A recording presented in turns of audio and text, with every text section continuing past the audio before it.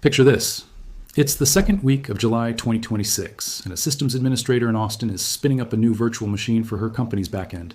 She opens the Azure Marketplace, scrolls through the operating system list, and there it is, sitting right next to Ubuntu, right next to Red Hat, a Linux distribution built entirely by Microsoft. She clicks it without a second thought. It's just another option on a drop-down menu. Now. But stop. Actually sit with that for a second. Because 25 years ago, that image wasn't just unlikely. It would have been treated as a joke. The same company now quietly shipping its own version of Linux is the exact same company whose CEO once told a newspaper reporter, on the record, that Linux was a cancer that attaches itself in an intellectual property sense to everything it touches. So here's the question. This video is actually going to answer, and it isn't the question the tech headlines are asking this month. Did Microsoft genuinely change? Or is what we're watching right now, in the middle of 2026, the most patient, most disciplined takeover of an open technology the software industry has ever quietly pulled off? Because there's a document, a real one, leaked, confidential, written by a Microsoft employee in 1998, that changes how you should read everything the company just announced this summer. We're getting to it. Once we do, you'll understand why some of the most experienced engineers in this industry aren't celebrating this news. They're taking notes. Let's start with a number that should stop you cold.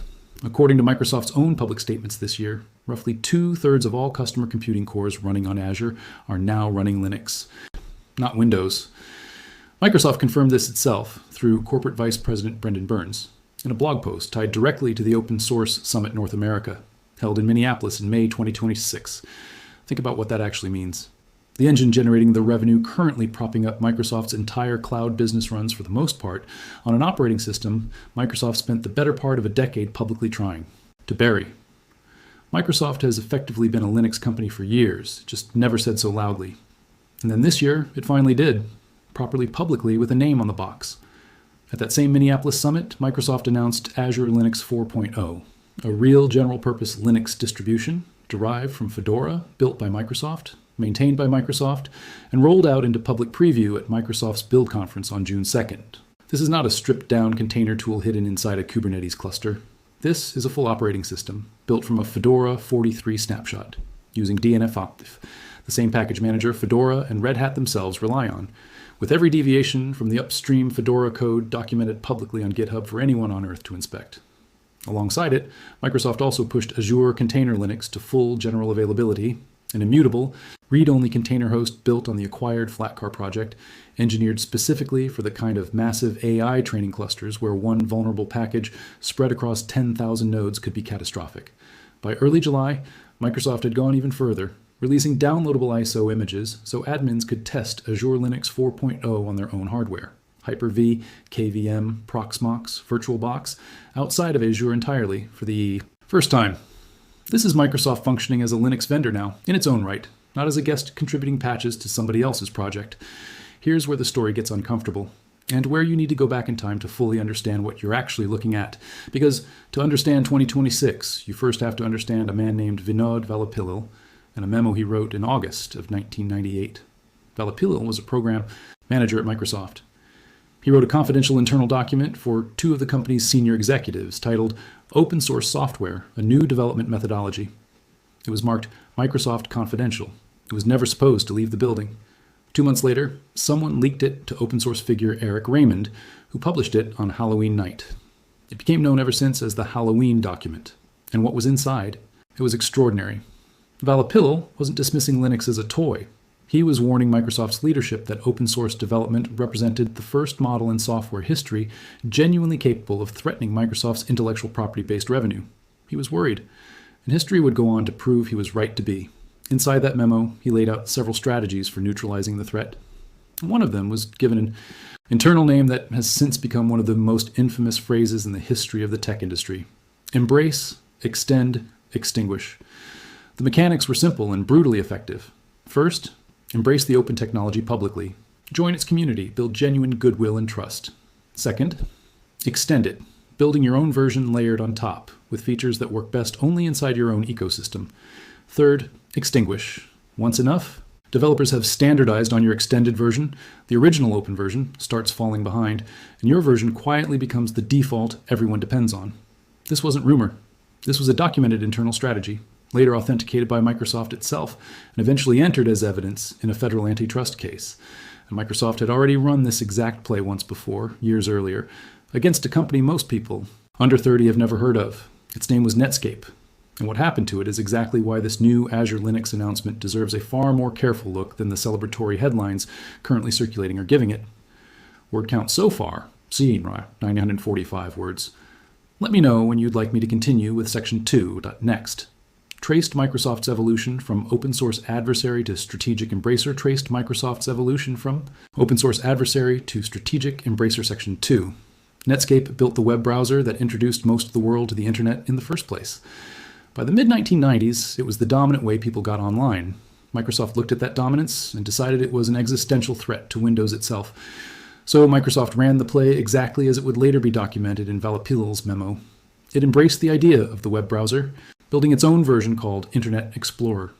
It extended it with Windows-only features and deep operating system integration that made it behave better on Windows than any competitor ever could. And then it bundled it directly into Windows, free until Netscape simply could not compete on price or convenience. Within about 5 years, Netscape was gone, sold off in pieces, its once dominant browser reduced to an open source afterthought. The United States Department of Justice took Microsoft to court over exactly this behavior, and a federal judge ruled that Microsoft had illegally maintained its monopoly through anti-competitive conduct. Microsoft lost that case, and when Linux started growing in the years that followed, when the company that had just been publicly humiliated in federal court didn't exactly welcome it with open arms either. So fast forward from that memo to the year that actually starts changing the story, 2014, the year Satya Nadella became Microsoft's CEO. Almost immediately, he said 3 words nobody inside Microsoft had ever said publicly before. Microsoft loves Linux. The signal was unmistakable. The old, combative Microsoft was being retired. The new one was going to position itself as a partner to the open source world, rather than an adversary trying to bury it. In 2016, Microsoft joined the Linux Foundation as a platinum member, paying roughly $500,000 a year for a permanent seat on the board that helps govern the Linux trademark and fund the engineers who maintain the Linux kernel itself. That same year, Microsoft shipped the Windows subsystem for Linux, bringing a genuine Linux environment directly inside Windows for developers for the first time in the company's history. Then in 2018 came the acquisition most casual observers still underestimate the significance of. Microsoft bought GitHub for $7.5 billion in stock. GitHub isn't just a convenient website for storing code. It's functionally the front door of the entire open source world, the place where the overwhelming majority of the planet's software gets written, reviewed, and published. When Microsoft bought that, it didn't just acquire a tool, it acquired the infrastructure, sitting underneath nearly every open source project on Earth, Linux included. And notably, the open source community, including the Linux Foundation's own leadership, largely praised the deal at the time. The old enemy appeared to have genuinely become a patron.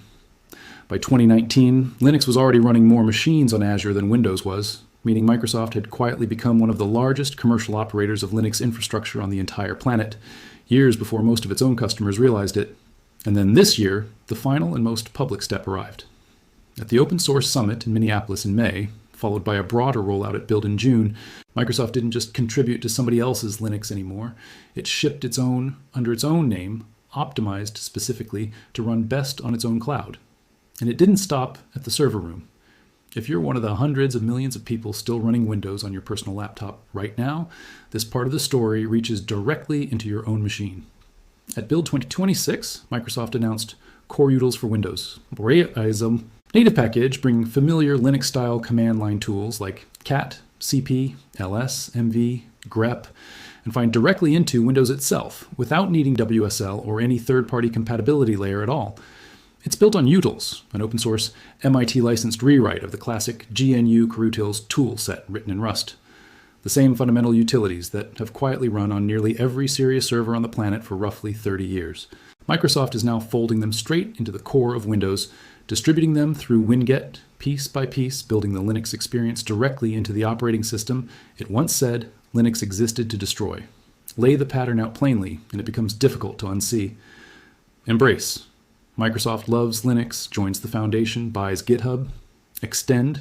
Microsoft builds its own Linux distribution, its own immutable container host, its own command line layer baked directly into Windows, every piece of it optimized to work best inside Microsoft's own ecosystem. The third step in that original 1998 strategy was extinguish, Nobody serious is claiming we've arrived there, and there's a real credible argument that we may never actually get there at all.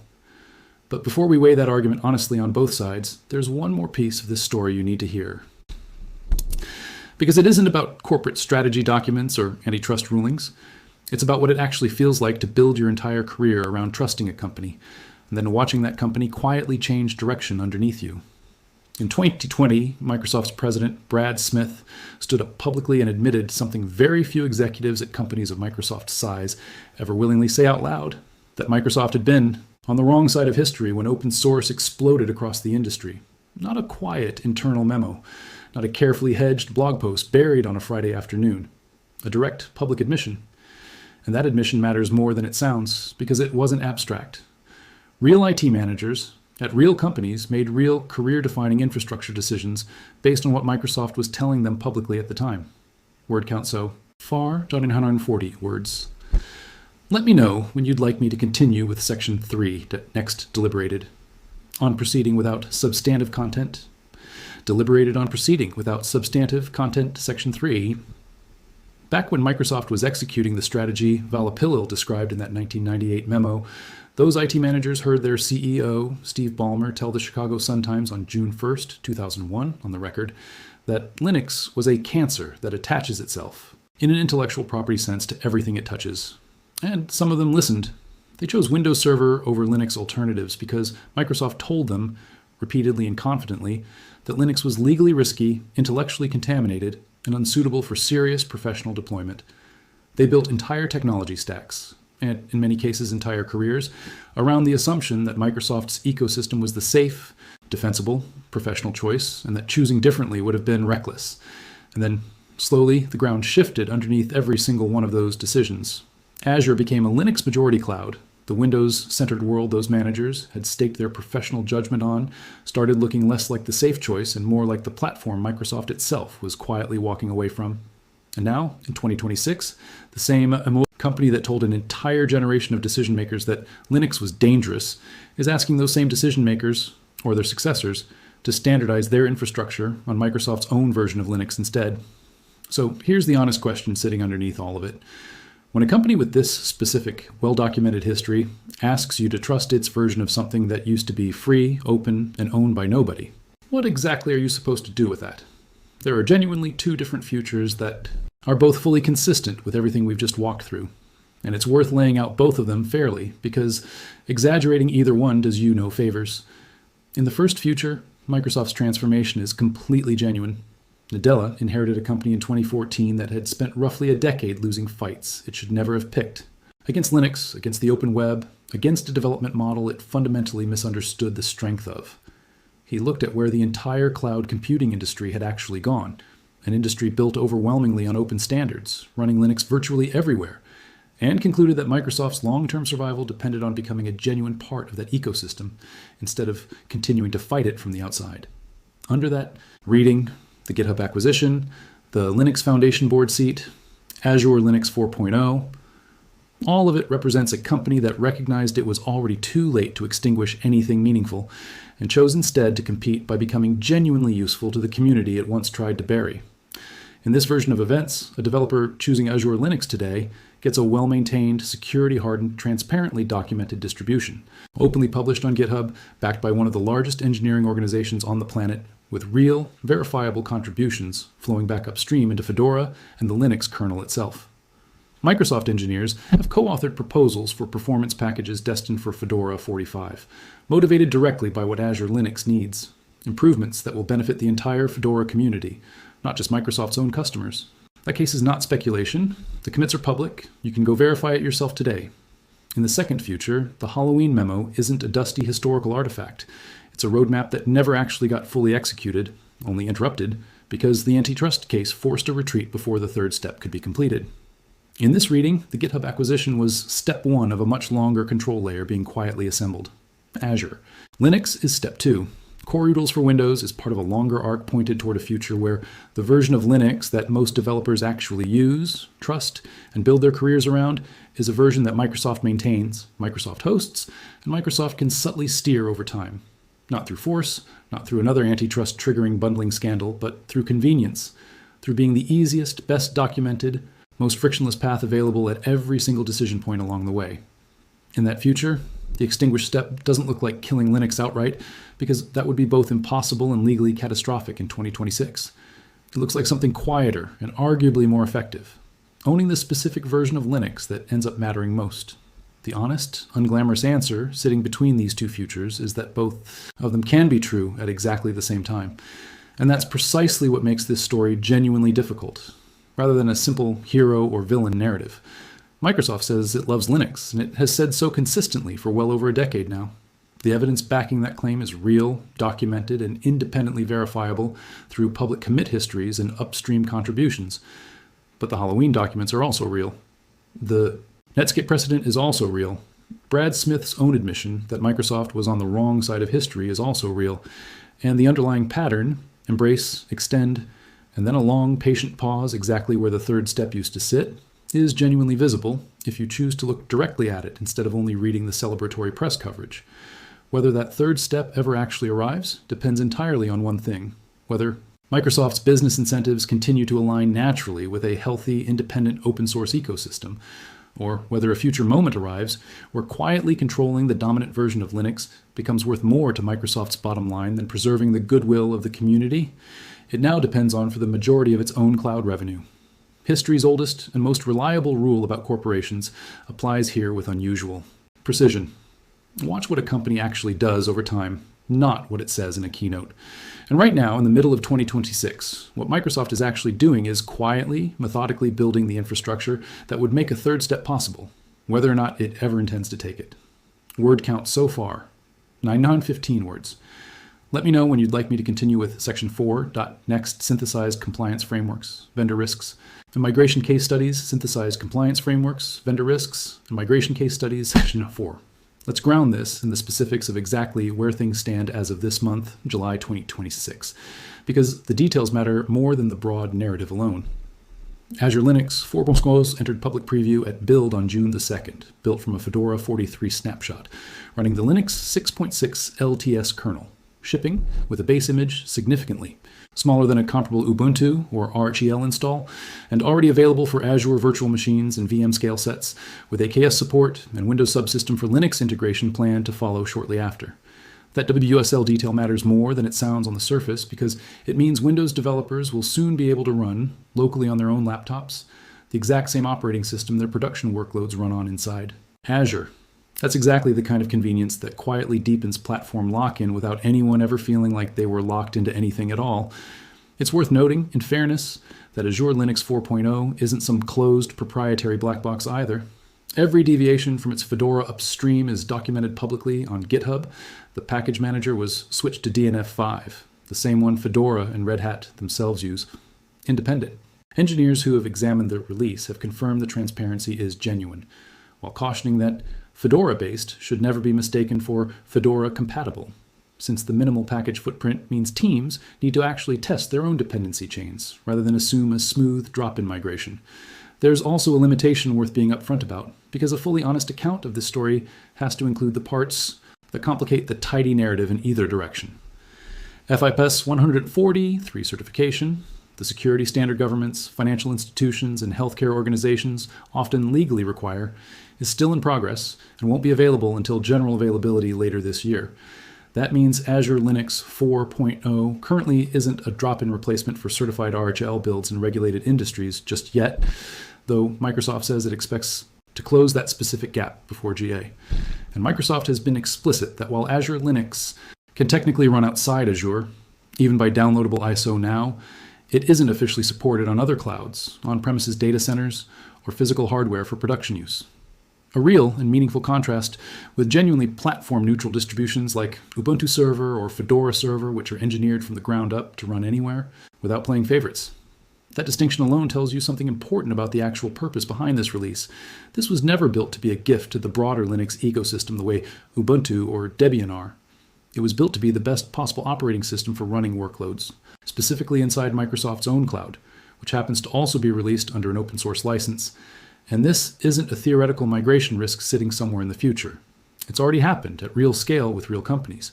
LinkedIn, which Microsoft also owns, has already migrated its infrastructure onto the previous generation of Azure Linux. Databricks moved more than 100,000 virtual machines and over 1 million CPU cores onto it, with 0 customer-facing incidents during the transition, and reported roughly 27% faster image pull times, along with modest but measurable performance gains across its compute fleet. These aren't small pilot programs run by a handful of enthusiastic engineers experimenting on the side. These are foundational company-wide infrastructure decisions made by major organizations that concluded Microsoft's own Linux was reliable enough and convenient enough to build their entire technical future on top of. Jim Zemlin, the CEO of the Linux Foundation itself, addressed the historical irony of all of this directly at the Minneapolis Summit, pointing out that when Microsoft first joined the Linux Foundation, years ago, there was genuine widespread suspicion in the community about the company's true motives. Suspicion he now describes, almost admiringly, as remarkable in hindsight, given how far the relationship has come. That suspicion, it turns out, wasn't entirely paranoid. It just took a decade, longer than anyone expected to see where the strategy was actually heading. And the destination that's emerging isn't quite domination in the old, aggressive Ballmer era sense. It's something subtler, quiet, well-documented, genuinely useful infrastructure that also happens to make Microsoft's cloud platform increasingly difficult to ever fully leave. So where does that actually leave you? If you're a developer, an IT decision maker, or simply someone who's been watching this industry long enough to remember when Microsoft and open source were treated as contradictory terms in the same sentence, the honest answer isn't a dramatic warning to avoid Azure Linux entirely, because that would be an overreaction the evidence doesn't fully support. It's a well-built, genuinely open, actively maintained distribution with real engineering credibility behind it. Dismissing it outright because of what happened to Netscape 25 years ago would be its own kind of intellectual laziness. But the honest answer also isn't blind enthusiasm either, because the goodwill Microsoft has spent the last decade carefully building shouldn't erase the memory of exactly what the company documented about its own intentions, back when it thought nobody outside the building would ever read those words. The healthiest approach, the one open source itself was actually designed to make possible in the first place, is the same one experienced engineers have quietly applied to every vendor claim for decades. Trust, but verify. Read the commits. Track the upstream contributions. Watch the licensing terms over time, not just at launch. Pay close attention to whether Microsoft's Linux stays genuinely portable, or whether 3 or 4 years from now the convenience gently tightens into something closer to dependency. So here's the real question worth sitting with, and it's the one I'd genuinely like to hear your take on. Is a company capable of documenting its own predatory playbook and writing in 1998 also capable of genuinely changing its character over the following 25 years? Or does history simply not work that way for companies of this size, no matter how many kernel commits get pushed upstream along the way? Tell me honestly which side of that argument you land on, down in the comments, because this debate is nowhere near settled inside the industry itself. If this walkthrough connected pieces of the story you hadn't seen laid out together before, subscribe so you don't miss the next one. And share this with the one developer in your life who's currently being told to standardize their entire infrastructure.